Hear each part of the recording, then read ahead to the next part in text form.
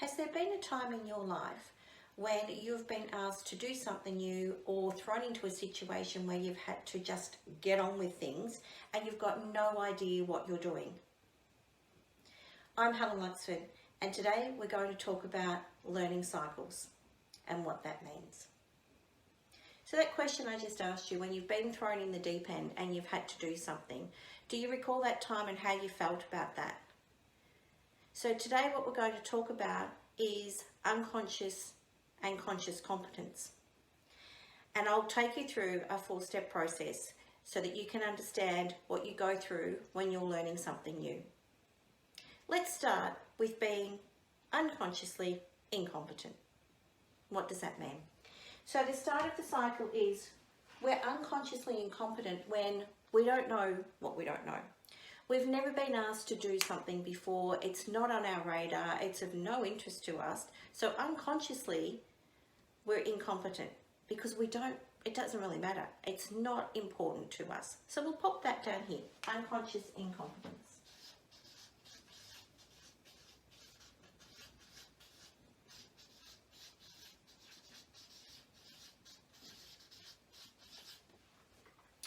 So we're unconsciously incompetent because it doesn't matter, it doesn't affect our lives, it's really nothing at all. Then all of a sudden we're asked to do something, or we know that we need to step up, and we're now consciously incompetent. We're thinking, holy cow, how the heck am I going to get through this? How am I going to do it? Our brain goes into overdrive. We're thinking about, oh my goodness, I've never done this before. I don't know how. What am I going to do? I'm just not sure. So we're now consciously incompetent. So we move into this space here.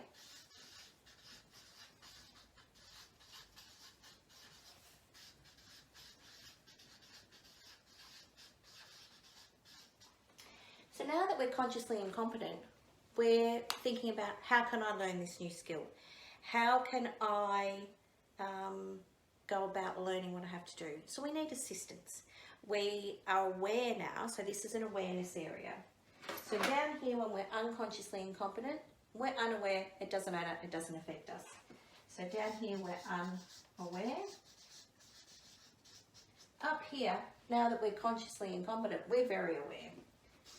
So we are aware here that we know we don't know. So we have to learn. So we need assistance. So up here, we're learning, we're getting assistance, and we're progressing. We're progressing now. We're on that road to progressing about what we have to learn. Then we become consciously competent. So now we're aware that we know what we know. So consciously competent. In this space, we've learnt from here. We've had someone teaching us. We're learning. We're taking notes. We can actually do the task, but we still have to think about a little bit. So we're now doing the task. We might have made notes. We might still be getting some guidance from someone, but we can actually do the task. We can actually complete that task by ourselves. Whereas when we're consciously incompetent, we're still needing assistance down here. We're still needing people to help us. Once we step into the conscious competence, we can do the task by ourselves. Yes, we have to think about it. We might have to refer to our notes or the manual or the process document, but we can complete that task by ourselves. And once we've practiced it and we know what we're doing, we then become unconsciously competent. So we're back down here in the unconscious area, but we are competent. We can now do this task or this activity by ourselves without really thinking too much about it. So we are confident in our ability. We know what we're doing and we do it well. It's second nature to us. We can do it automatically. So second nature and automatic. So now that I've explained the 4 stages to you, let's put this into a real life situation. Something that most of us would be able to relate to is learning to drive a car. So do you remember that before we learnt to drive a car, it wasn't on our radar? Mum and Dad or someone else drove us around. We could get to where we needed to go to with public transport. It wasn't an issue for us that we were unconsciously incompetent in driving a car because it didn't affect us. And that's what unconsciously incompetent is. It's something that doesn't affect us. Then all of a sudden we get to our teenage years and we can see the independence that comes with driving a car, or later in life, and we decide that we want to learn how to drive a car. And that's when we get the holy cow moment, and it's like, oh my goodness, here we are now consciously incompetent. I know there's a car, I know people drive them, I don't know how to do it. I sit in the car behind the steering wheel, I'm looking at it's a manual car, so it's got a clutch, a brake and an accelerator, and I'm sitting there looking at the gear stick. I don't know where first gear is, I don't know where reverse is, I really don't know. So I'm very much in that consciously incompetent state. And it's like someone has to tell me, so put the key in the ignition, put your foot on the clutch, put the car in neutral. I don't even know what neutral is. So now I'm learning all about what I need to do. And so the instructor tells me how to start the car, how to engage the gears, how to move the car forward, how to use the brake, how to turn the indicators on for when I'm turning corners. And I'm now learning that. So I'm in that consciously incompetent, but I'm moving into the conscious competent state. So after a few lessons, I'm pretty good now. He doesn't have to, or she doesn't have to tell me, you know, accelerate now, brake now, put the clutch in, because I'm now starting to do that. Yes, I have to think about it.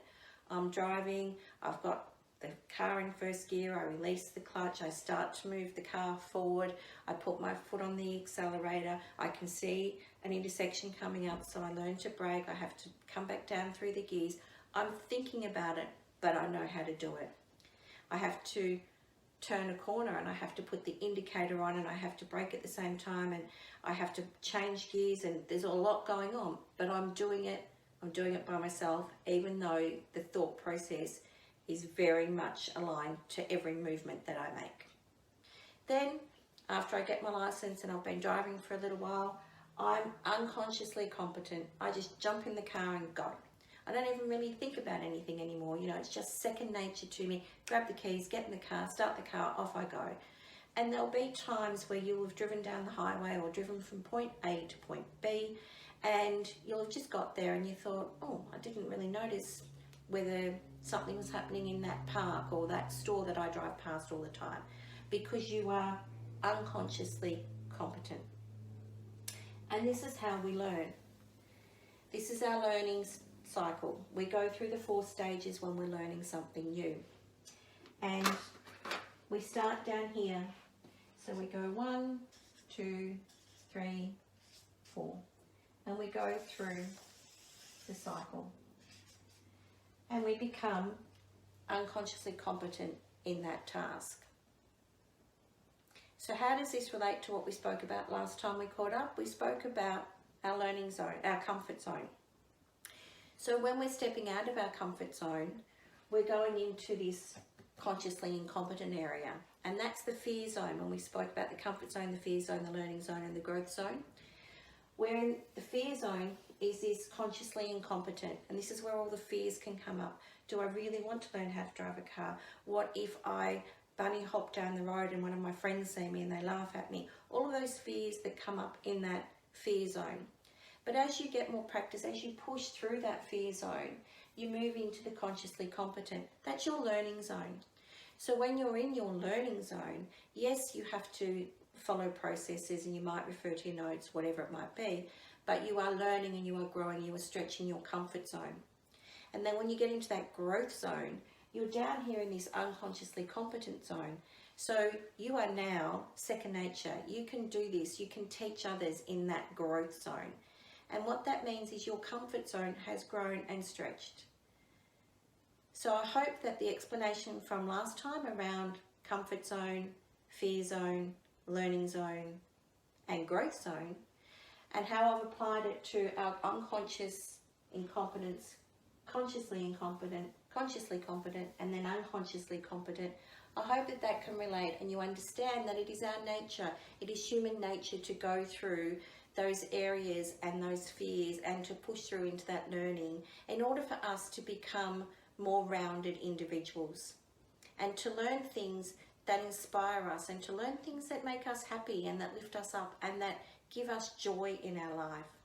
So don't let fear hold you back if you're learning something new. Just remember the comfort zone, the fear zone, the learning zone, the growth zone, and then apply these principles here, the unconscious competence life cycle on how we learn. And just know that when you're consciously incompetent, that's okay, because now you're aware of something that you weren't aware of before. And then you can move into this conscious competence. So let me apply this to another area that you might relate to. When you're a graduate and you've finished your university and you're going to work for the first time, you are going to be in this consciously incompetent state because you know that you've done your degree, but you haven't applied those skills in the workplace. So you're going to be soaking up knowledge in this consciously incompetent state, soaking it in. You're in that learning zone. You're consciously incompetent, so you want to get competent. So you're learning and you're taking notes. And then you move into here. You don't need the guidance and someone overseeing what you're doing because you've now taken the notes. You've now got some knowledge and you're applying it. And the more you apply it, the more you practice it, the better you get. And you move from the learning zone into the growth zone, which is where you become unconsciously competent. So think about something in your career, that very first time that you did it, and where you were in this cycle and where you are now. And you're probably teaching others similar things. So you're down here in this unconsciously competent state because it's second nature to you. You're in your growth zone. You've expanded your comfort zone and you are now growing and developing more and more each day. So apply this to the people you work with, apply it to your family, apply it to your friends, help them move through the cycle, help them understand that they need to push through any fear that might be coming at them and that they've got support from you or others that have been on the journey before them, that have more knowledge that can help them get through that into the consciously competent and then into the unconsciously competent state. I'm Helen Luxford. I'm a hypnotherapist and coach. And if you'd like me to help you with anything on your learning zone, your comfort zone, or anything else, just let me know. In the meantime, I'd really like to hear one of your stories or a short little brief note on something that you've learned in life where you can now look back and apply this model to it. Put some comments and notes below to help others learn and understand what you've been through so that they can relate to it too. Thanks for watching, and I'll see you next time.